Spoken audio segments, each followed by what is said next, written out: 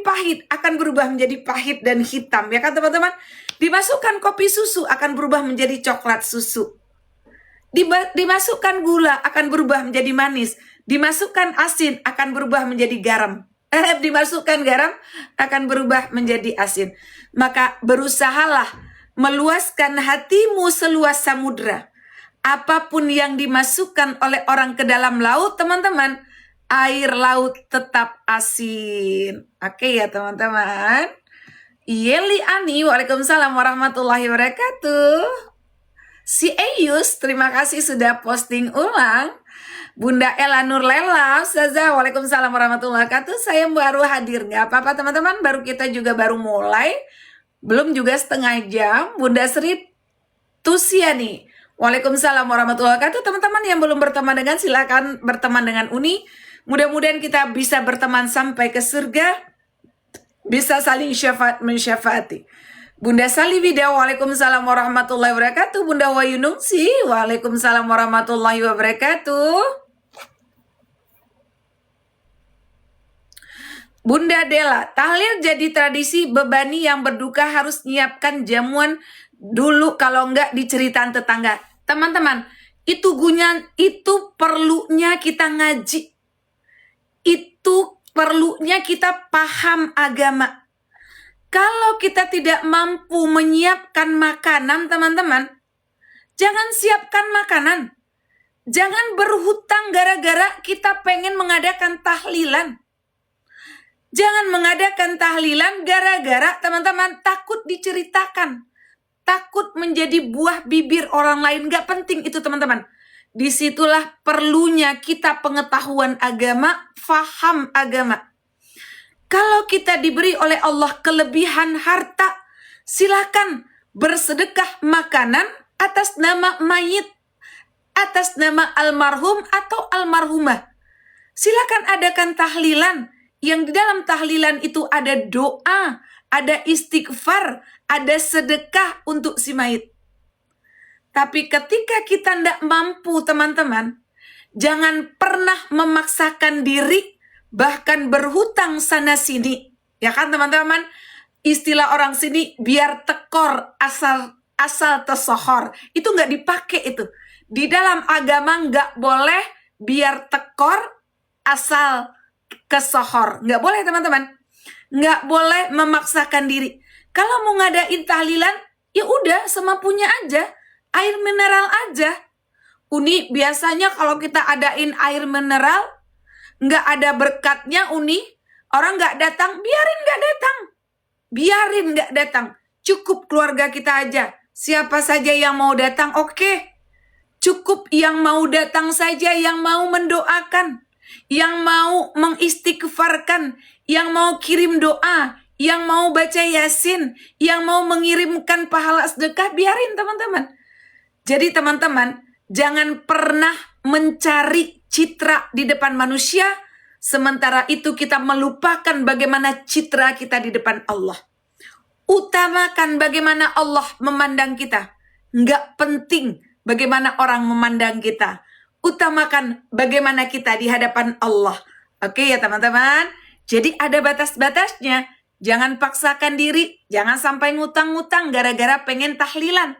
Tapi kalau punya rezeki lebih, silakan. Karena di dalam tahlilan itu ada doa terbaik untuk mayit. Ada istighfar untuk mayit. Ada sedekah untuk mayit. Ada pahala baca Al-Quran untuk si mayit. Oke ya teman-teman semua. Bunda Yuliani, waalaikumsalam warahmatullahi wabarakatuh. Non Yani, terima kasih sudah bagi-bagi tautan. Oke ya. Kita scroll lagi ke bawah. Uni minum dulu ya teman-teman. Bismillahirrahmanirrahim. Alhamdulillah. Terima kasih Bunda Kusmiati sudah posting ulang. Oke, Bunda Martini, makasih juga sudah posting ulang. Bunda Yuliani, Uni bagaimana dalam Islam menghadapi suami egois? Teman-teman, setiap manusia pasti punya ujiannya masing-masing. Kita teman-teman biasa diuji dengan orang-orang yang terdekat. Contoh, kita bisa diuji oleh Allah dengan pasangan kita, atau kita diuji dengan anak kita, atau diuji dengan orang tua kita, atau diuji dengan saudara kita, atau diuji dengan mertua kita. Allah mendatangkan ujian, teman-teman, lewat orang-orang terdekat. Kenapa orang-orang terdekat itu, teman-teman, yang datang ujian lewat orang-orang terdekat? Karena orang-orang terdekatlah yang menguras emosi kita. Ketika ujian itu datang dari orang terdekat yang menguras emosi kita, teman-teman, apakah kita sabar ketika diberi ujian? Oke. Nah, bagaimana nih kalau ujian itu datang dari suaminya egois? Bagaimana cara menghadapinya, Uni? Nah, ternyata sebagian kita diuji lewat pasangan kita. Pasangan itu kadang-kadang pemarah, kadang-kadang egois, kadang-kadang nggak jelas temperamennya misalnya, ya kan teman-teman? Maka di sini teman-teman, ujian seorang istri adalah suami. Ujian seorang suami adalah istri. Jadi ibu-ibu semua, teman-teman semua yang punya suami egois, maka disitulah letak sabarmu diuji. Oke? Sebelum itu teman-teman, komunikasikan dulu dengan suami.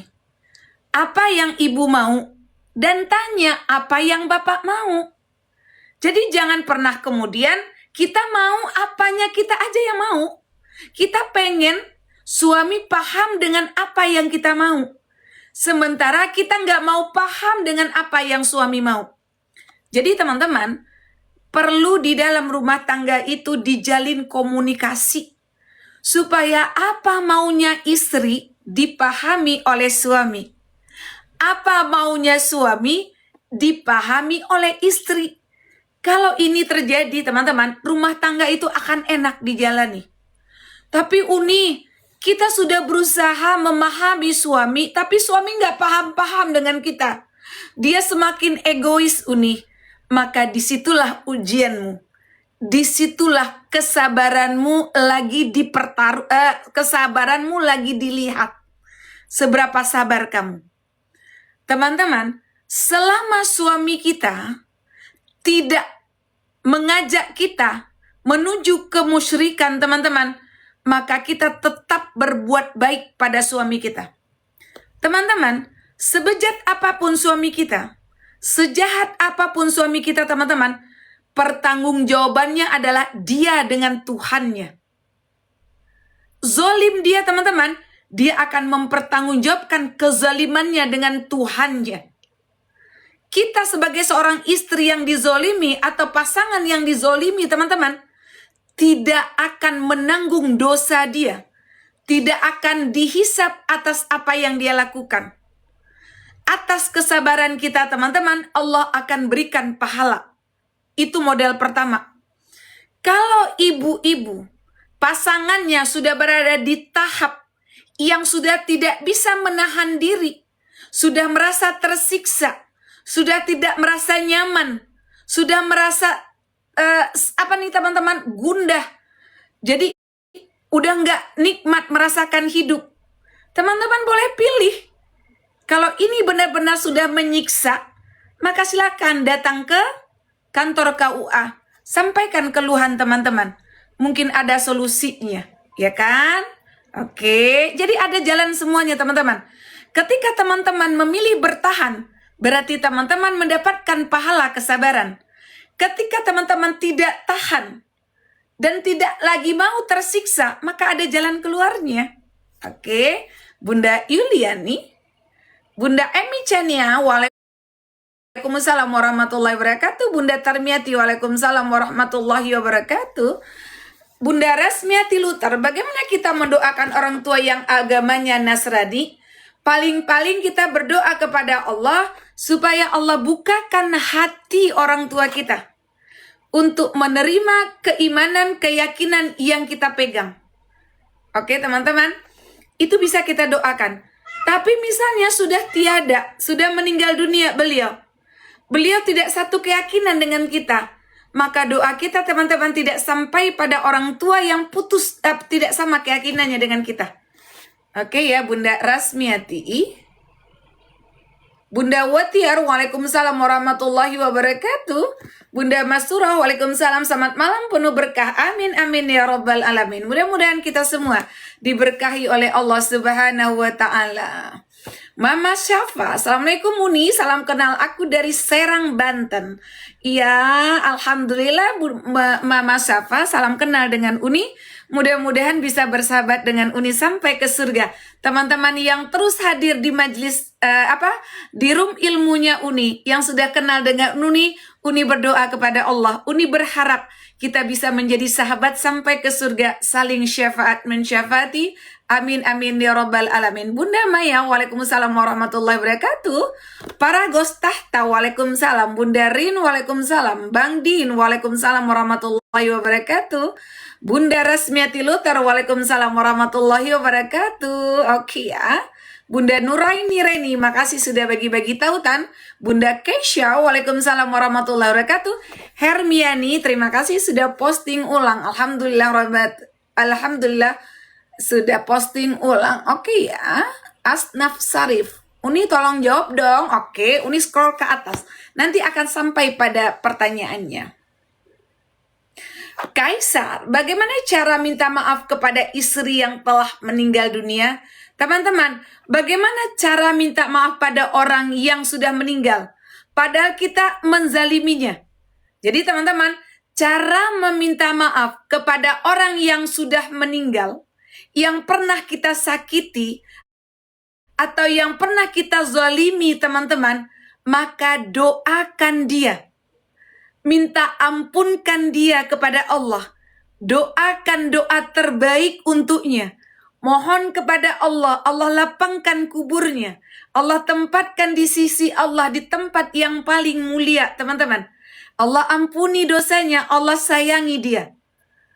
Ya kan teman-teman, doakan doa yang terbaik untuk orang yang sudah meninggal, yang kita belum sempat yang kita belum sempat minta maaf. Kalau istri kita yang meninggal atau pasangan orang terdekat atau bahkan orang lain teman-teman, yang pernah kita sakiti, berhusnuzon.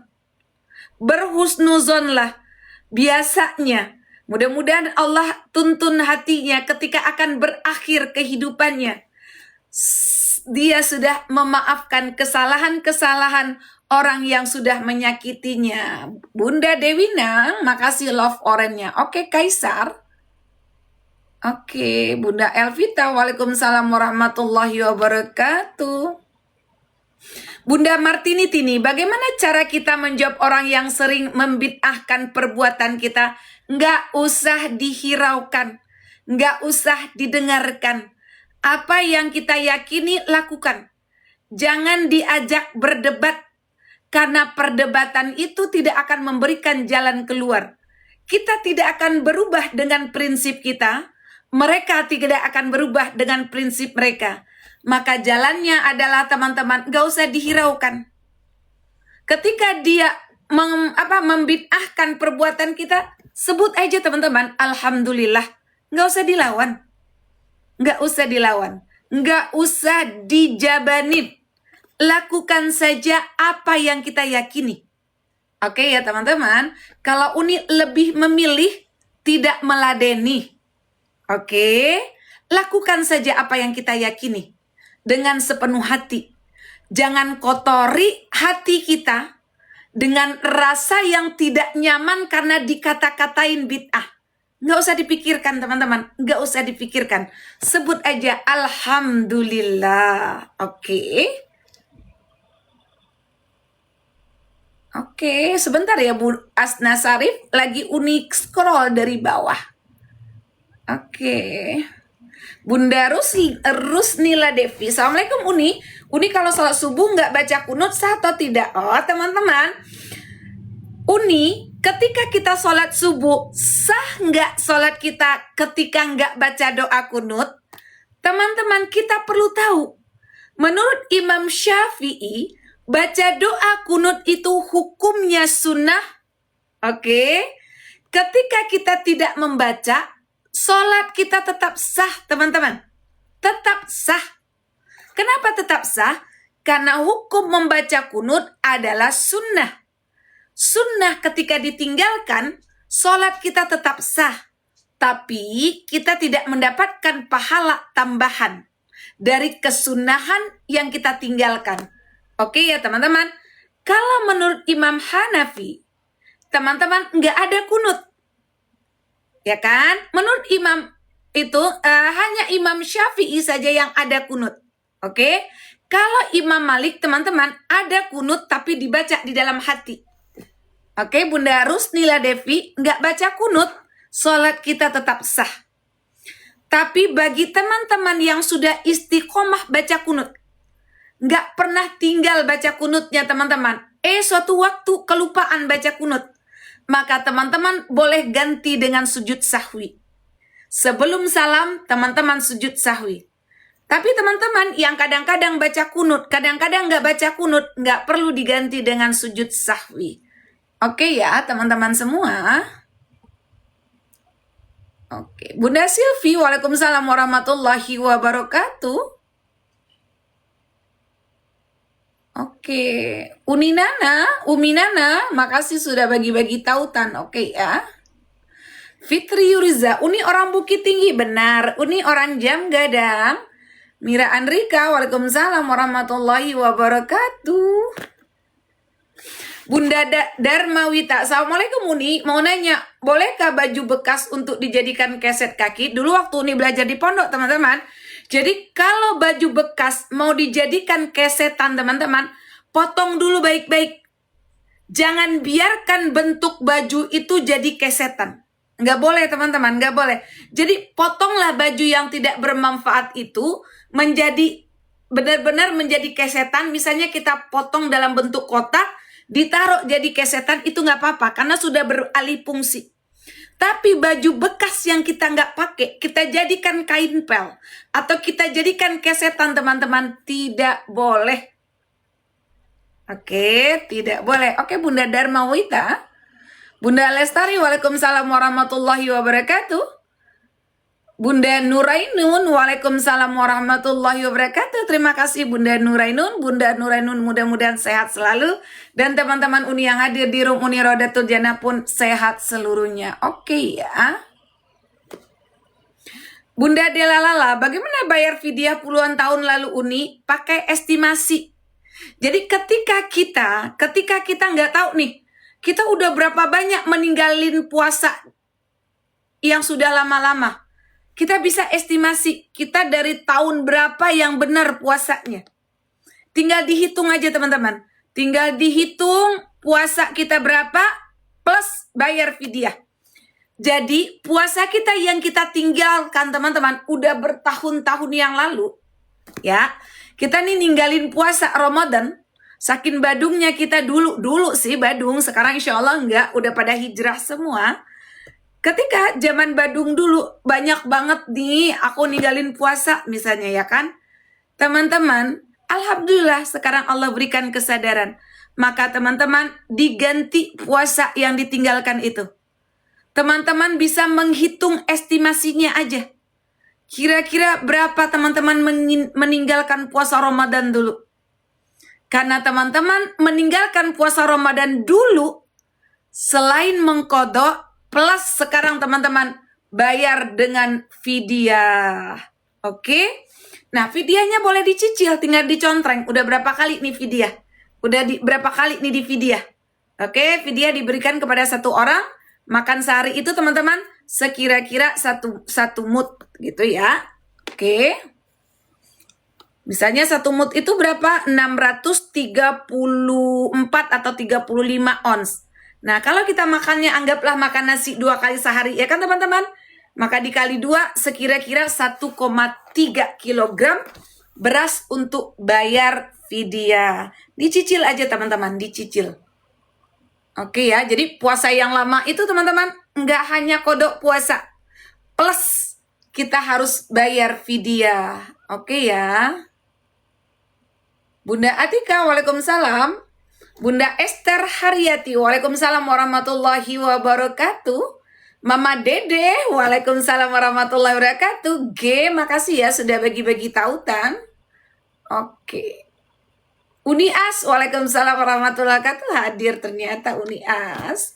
Bunda Nuraini, terima kasih Uni. Iya, kasih kembali. Sehat selalu, panjang umur, berkah. Amin, amin ya robbal alamin. Doa yang sama untuk Bunda Nuraini dan untuk seluruh teman-teman Uni yang hadir di room Uni Raudatul Jannah.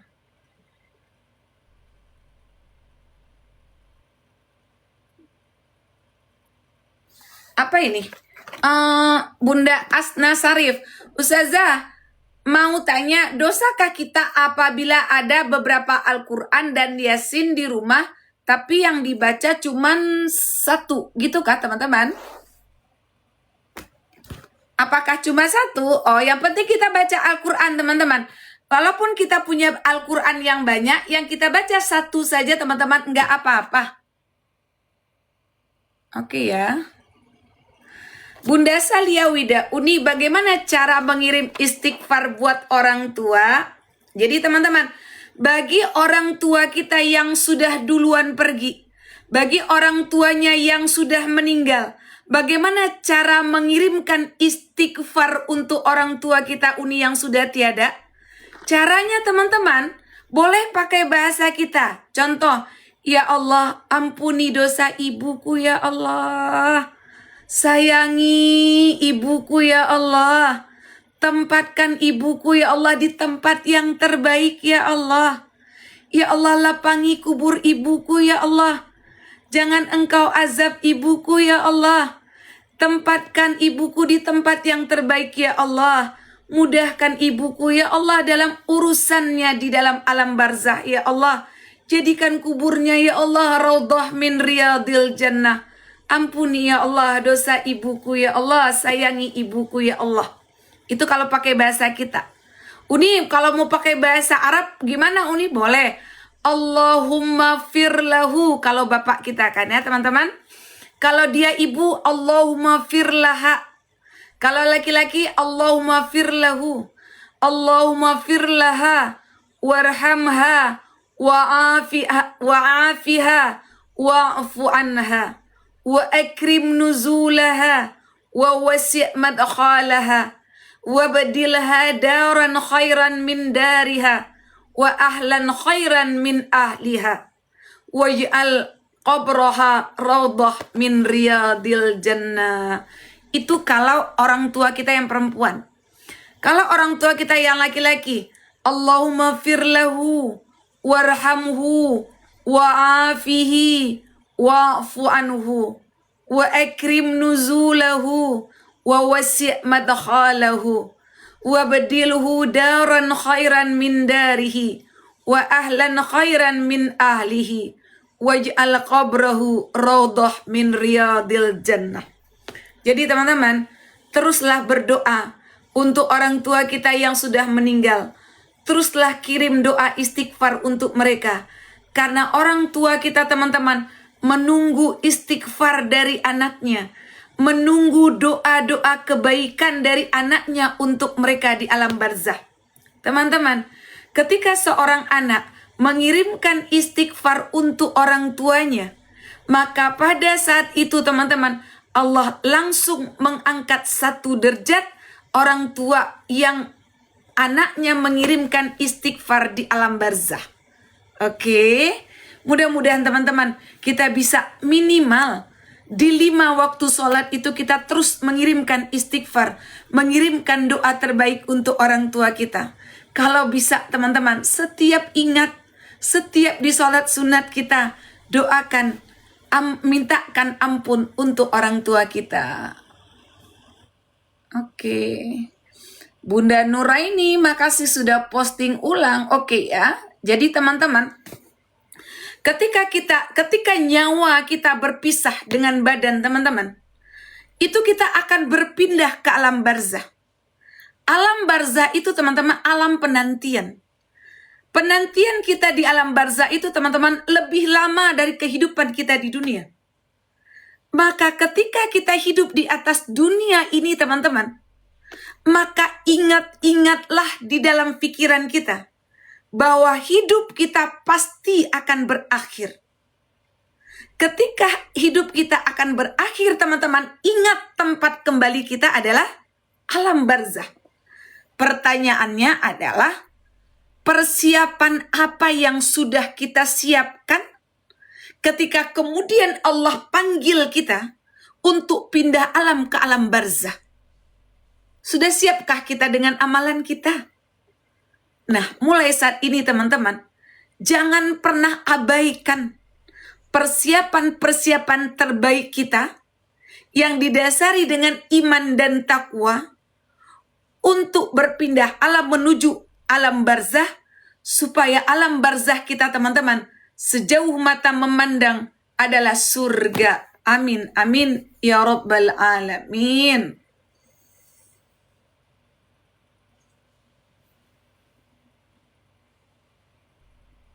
Bunda Nuraini, Uni boleh nggak niat puasa sunnah pas waktu subuh atau belum mandi junub? Boleh. Yang nggak boleh, sholat belum mandi junub, kita sholat aja atau berwuduk saja langsung nggak boleh. Oke ya, Bunda Liha, Bunda Kipas, oh udah nih, udah sampai ke atas. Sebentar lagi kita istirahat ya teman-teman, pas udah 1 jam nanti. Bunda Aziza, kalau mengirim istighfar untuk suami sama juga Uni? Sama, ya Allah. Ampuni dosa suamiku ya Allah. Sayangi suamiku ya Allah. Maafkan suamiku ya Allah. Ampuni suamiku ya Allah. Jadikan tempatnya di alam barzah ya Allah. Tempat yang paling mulia ya Allah. Tempat yang nyaman ya Allah. Ya Allah, jadikan kubur suamiku ya Allah sejauh mata memandang adalah hijau ya Allah. Jadikan kubur suamiku ya Allah raudhah min riyadil jannah. Oke, sama saja. Kalau itu bahasa kitanya. Kalau bahasa Arabnya teman-teman, seperti yang disebut tadi, ya. Allahumma fir lahu, kalau suami kita, Allahumma fir lahu warhamhu wa'afihi wa'afu anhu wa akrim nuzulahu wa wasi' madkhalahu, ya kan? Wabdilhu dauran khairan min darihi. Panjang teman-teman, dibaca doa panjang boleh, doa pendek boleh. Yang penting teman-teman, doa kita memohonkan istighfar untuk mereka, memohonkan keampunan untuk mereka, memohonkan doa kebaikan dan Allah maafkan mereka. Oke. Bunda Aziza, waalaikumsalam warahmatullahi wabarakatuh. Suara Uni kenapa nih?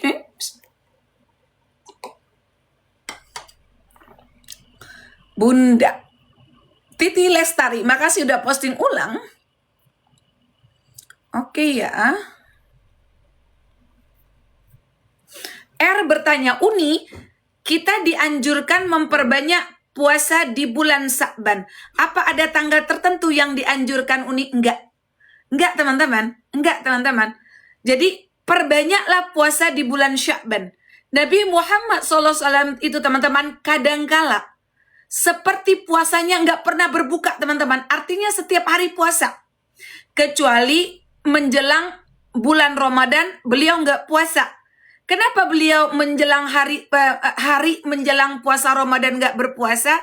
Supaya ada perbedaan, supaya ada batas antara Sya'ban dengan Ramadan.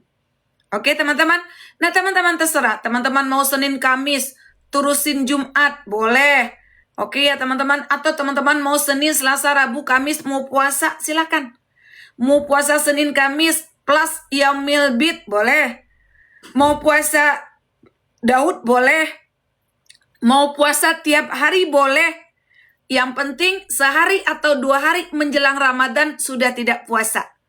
Apa niat puasa Sya'ban Uni? Aku niat puasa sunnah Sya'ban lillahi ta'ala. Oke. Jadi teman-teman, Uni bagaimana niat puasa Sya'ban? Niat puasa sunnah Sya'ban teman-teman, ketika kita hendak melakukan puasa sunnah, niatlah aku niat puasa sunnah Sya'ban lillahi ta'ala. Oke ya teman-teman. Oke, sudah 1 jam puzzle-nya udah ada. Terus niatnya, kalau teman-teman berniat setelah subuh boleh kalau puasa sunat. Dengan syarat ketika azan berkumandang, teman-teman belum makan dan belum minum. Oke. Nah, puasa sunnah Sa'ban tidak ada ketentuan harinya. Teman-teman boleh puasa terus. Nggak berbuka. Sekarang puasa, besok puasa. Teman-teman berpuasa teman-teman boleh berpuasa sepanjang hari di bulan Sa'ban. Kecuali saat menjelang bulan Ramadan, teman-teman tidak boleh lagi berpuasa. Tujuannya supaya ada batas, ada perbedaan antara Sya'ban dan Ramadan. Oke? Karena suatu waktu, Nabi juga pernah berpuasa Sya'ban itu teman-teman, penuh. Tiap hari. Kecuali menjelang masuk bulan Ramadan, Nabi Muhammad sudah tidak puasa. Oke teman-teman? Oke ya.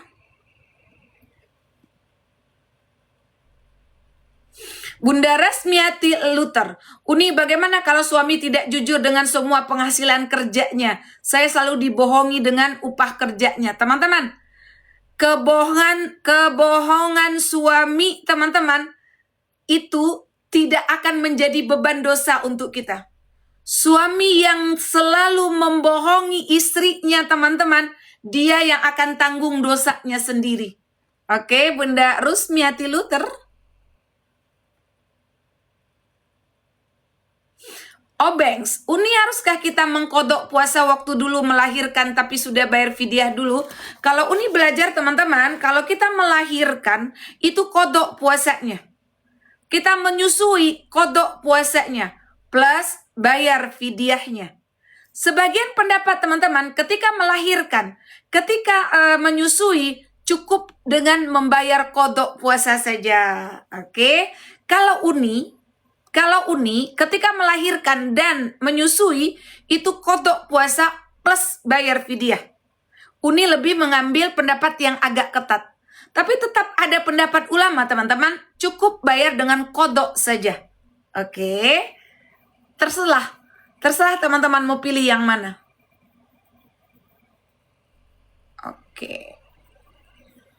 Oke. Bunda Asnaf Sari, terima kasih Uni, kasih kembali. Oke ya. Bunda Nurainun, Uni, kalau hari Jumat, kita perempuan apa nunggu orang pulang Jumat baru kita sholat zuhur? Enggak. Setelah adzan zuhur, teman-teman berkumandang, ya kan? Kita boleh sholat zuhur. Enggak apa-apa, enggak nunggu orang pulang sholat Jumat baru kita sholat zuhur. Yang penting teman-teman, sudah masuk waktu zuhur, kita boleh melakukan sholat zuhur. Oke ya.